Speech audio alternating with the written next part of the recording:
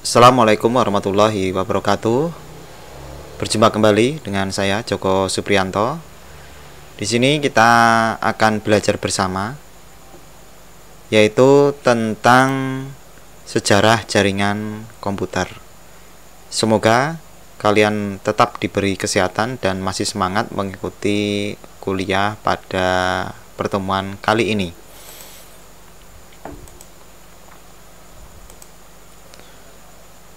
Jadi konsep pertama kali itu pada tahun 1940, yaitu pada saat itu penggunaan komputer ingin dimaksimalkan, jadi agar bisa digunakan secara bersamaan dan dapat mengerjakan banyak proses tanpa perlu membuang waktu banyak. Nah, maka dari itu muncullah suatu implementasi program bernama batch processing, atau dalam bahasa Indonesia dikenal dengan istilah proses beruntun ya. Jadi ini batch processing ini diperkenalkan oleh Profesor Howard Aiken ya dari Universitas Harvard ya. Kemudian pada tahun 1950 itu diperkenalkan istilah TSS atau Time Sharing System. Jadi perkembangannya itu yang disebut sebagai superkomputer yang menjadi cikal bakal network atau jaringan yang kita kenal hingga saat ini ya. Jadi TS itu mulai terlihat perpaduan teknologi komputer dan teknologi komunikasi yang pada awalnya itu antara teknologi komputer dan teknologi komunikasi itu berkembang sendiri-sendiri. Ini adalah contohnya dari Time Sharing System ya. Jadi ada sebuah host, kemudian ada terminal atau komputer-komputer yang memiliki komputasi yang lebih rendah. Selanjutnya adalah ARPANET ya. Jadi tahun 1969 sampai 1990. Jadi ini cukup lama dikembangkan. Jadi Departemen Pertahanan Amerika yaitu US Defense Advanced Research Project Agency atau yang disingkat dengan DARPA itu memutuskan untuk mengadakan riset yang bertujuan untuk menghubungkan sejumlah komputer sehingga membentuk jaringan organik pada tahun 1969. Nah, program inilah yang dikenal dengan ARPANET. Ini adalah contoh dari struktur jaringan ARPANET ya. Kemudian selanjutnya adalah pada tahun 1970 atau 1 tahun setelah ARPANET itu mulai berjalan, itu dikembangkan istilah namanya distribution processing. Jadi karena itu suatu data yang terdapat di dalam host maupun server itu dibagi-bagi secara paralel dengan host lain. Maka lebih dari 2 host dalam mengerjakan tugasnya. Jadi masing-masing host atau server itu mampu melayani banyak terminal atau klien. Ini contohnya ya. Jadi di sini ada sebuah komputer yang besar. Kemudian ini di komputer yang besar ini tetap melayani klien yang kecil-kecil. Tapi komputer host yang besar ini dihubungkan dengan komputer host yang lain yang lebih kecil komputasinya. Dan ini melayani untuk komputer-komputer yang lain. Jadi dengan adanya proses ini maka kemampuan dari sebuah host ataupun server dalam mengolah data dan melayani station atau terminal menjadi lebih optimal. Jadi tidak semua terpusat di sini.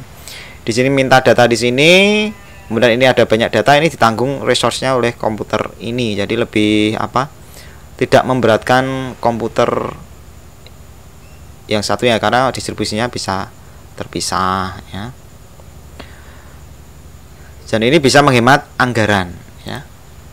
Kemudian pada tahun 1972 itu diperkenalkanlah namanya email ya, atau dikenal sudah adanya ikon @ seperti ini ya, yang tanda biasanya kita gunakan untuk mengirim email kan biasanya alamat username-nya @gmail.com misalkan ya. Surat elektronik ini dikembangkan oleh Raymond Samuel Tomlinson ya. Ini adalah fotonya. Beliau lahir di 23 April 1941 di Amsterdam, New York, Amerika Serikat dan meninggal pada tanggal 5 Maret 2016. Beliau berumur 74 tahun. Lincoln, Massachusetts, Amerika Serikat ya. Jadi ini bisa dikatakan sebagai bapaknya email ya. Kemudian pada tahun 1973 itu diperkenalkan namanya International Network ya. Jadi dua orang ahli komputer yang mulai mengembangkan dan juga mengusulkan sebuah jaringan komputer yang sangat luas yang dapat digunakan oleh seluruh dunia. Jadi siapa orang tersebut? Yaitu Vinton Cerf dan Bob Hahn ya, yang membuat sebuah gagasan besar yang sebenarnya menjadi sebuah cikal bakal dari terciptanya internet seperti sekarang ini atau International Network. Kemudian pada tahun 1980 itu TCP/IP itu diperkenalkan. Kenapa? Karena kebutuhan akan jaringan antar komputer itu menjadi semakin banyak dan diminati. Maka dibuatlah suatu protokol resmi mengenai jaringan internet. Sebuah protokol dibuat diberi nama dengan TCP atau Transmission Control Protocol, atau yang saat ini sering kali kita kenal dengan istilah IP ya, atau alias Internet Protocol. Nah, protokol ini itu memungkinkan banyak komputer dapat saling terhubung ke dalam sebuah jaringan internasional yang dapat mengumpulkan banyak user di seluruh dunia. Jadi dengan adanya standar ini, menggunakan sistem operasi apapun tidak masalah. Yang penting sistem operasinya itu menggunakan TCP/IP, maka bisa saling terhubung. Kemudian pada tahun 1984 ke atas itu adalah dikeluarkan yang namanya DNS atau kepanjangan dari Domain Name Server. Contohnya DNS itu adalah alamat IP 103 yang dimiliki MOU ini, contohnya ya, dirubah menjadi kalimat mou.arc.id yang tujuannya supaya mempermudah untuk mengingat ya. Jadi mou.arc.id ini lebih mudah diingat daripada angka seperti ini ya.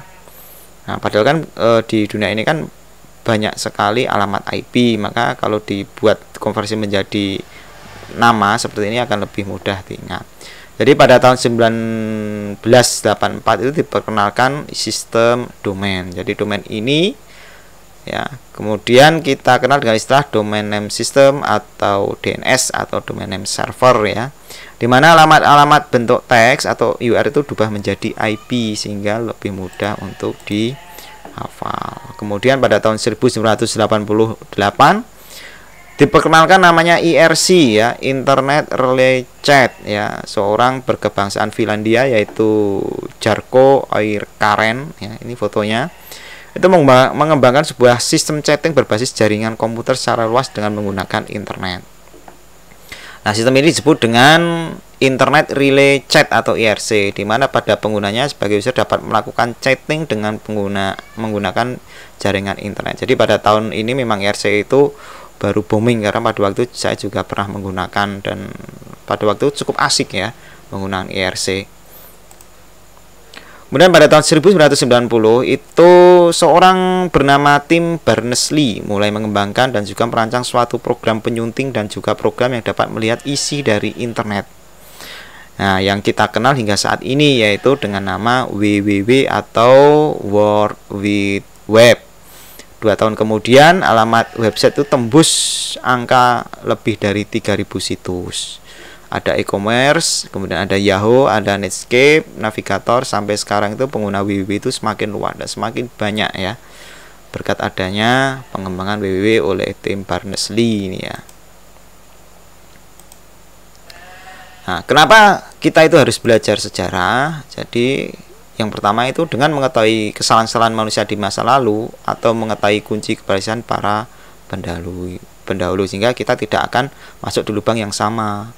Yang kedua adalah dengan kita belajar sejarah itu mengetahui kelemahan dan kekurangan di masa silam, berguna agar manusia zaman sekarang itu tidak mengulangi lagi di masa sekarang dan masa mendatang. Kemudian kenapa harus belajar sejarah? Karena sejarah itu mengajarkan untuk tidak mengulangi kesalahan yang sama. Kemudian selanjutnya adalah sejarah tidak hanya tentang kebaikan tetapi juga untuk mengingat keburukan ya.